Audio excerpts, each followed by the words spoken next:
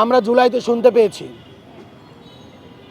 ছাত্রলীগ, যুবলীগ, আওয়ামী লীগ, শেখ হাসিনা বলতো এই যে যারা আন্দোলন করতেছে এদের মাঝে কোনো সাধারণ শিক্ষার্থী নাই, সব ইশরাকের কর্মী, সব যুব দলের কর্মী, ছাত্র দলের কর্মী, সব শিবির, সব এগুলা জঙ্গি টেরোরিস্ট বানানোর জন্য আমাদের অপচেষ্টা চালানো হয়েছে।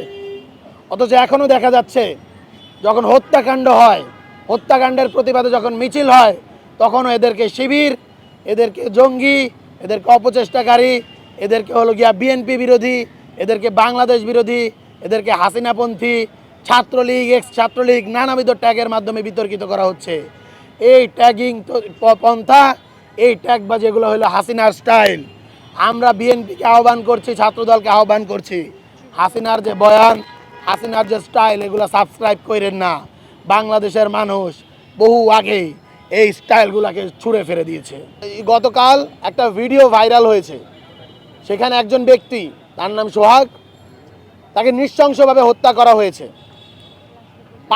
প্রস্তর যুগ আমরা যেটাকে বলি, সেই প্রস্তর যুগে ফিরিয়ে নেওয়ার যে আদিম উদ্দামতা, খুন করে সেই লাশের উপর নৃত্য করা, এগুলো আমরা শুনেছি আইয়ামে জাহেলিয়াতের সময়ে। সেই আইয়ামে জাহেলিয়াত ফিরিয়ে আনার বাংলাদেশের যে অপচেষ্টা, যে ষড়যন্ত্র, এই ষড়যন্ত্র চলমান।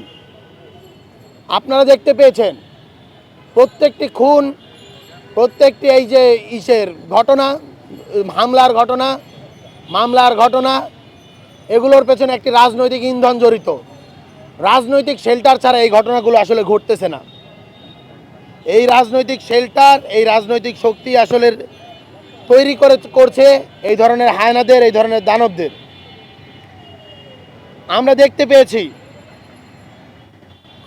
স্বৈরাচারী শেখ হাসিনা বাংলাদেশ থেকে চলে গেলেও দিল্লিতে বসে বসে সে বাংলাদেশের বিরুদ্ধে নানাবিধ, আমার তো মনে হয় দিচ্ছি, আমরা কথায় কথায় বলছি যে আজকে যদি বিএনপি রাজপথে না থাকে, বিএনপির নেতাকর্মীরা কথায় কথায় এই কথাটা বলে, আজকে যদি বিএনপি রাজপথে না থাকে, আজকে যদি ছাত্রদল রাজপথে না থাকে, শেখ হাসিনা নাকি আমাদেরকে হলো গিয়া গলায় পাড়া দিয়ে 5 মিনিটের ভিতরে পুরো বাংলাদেশ খালি করে দেবে। এখন আমাদের এই জিনিসটা শুনলে আফসোস হয়, হাসিও পায়। আমাদের তো গলায় পাড়া দিয়ে আমাদেরকে যে মৃত্যুর ভয় দেখি, এইগুলা করে তো লাভ নাই। মরণের ভয় তো আমরা গত বছর জুলাইতেই শেষ করে দিয়ে আসছি, আমাদেরকে আর মরণের ভয় কি দেখান? বাংলাদেশের এই মুহূর্তে সব থেকে বড় রাজনৈতিক দল বিএনপি, তার নেতা তারেক রহমান। আমরা দেখতে পেয়েছি ফ্যাসিবাদী শেখ হাসিনার আমলে তারা নানাবিধ কর্মসূচি ঘোষণা দিয়েছে। তারেক রহমান নিজ মুখে 31 দফা দিয়েছেন, তারেক রহমান 1 দফা ঘোষণা করেছেন, অসহযোগ আন্দোলন ঘোষণা করেছেন। অথচ তিনি মানুষদেরকে, জনগণকে কানেক্ট করতে পারেননি, এমনকি তার নেতাকর্মীদেরকে কানেক্ট করতে পারেন নাই। বৈষম্য বিরোধী ছাত্র আন্দোলন আজ সন্ধ্যা 7টায় শাহবাগ মোড়ে মশাল মিছিল কর্মসূচি ঘোষণা করছে।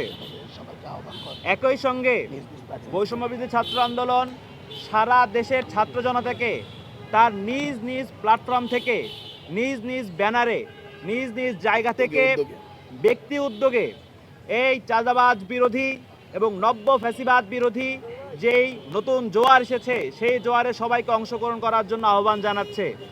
সকলকে রাজপথে স্বতঃস্ফূর্তভাবে অংশগ্রহণ করার জন্য আমরা অনুরোধ জানাচ্ছি।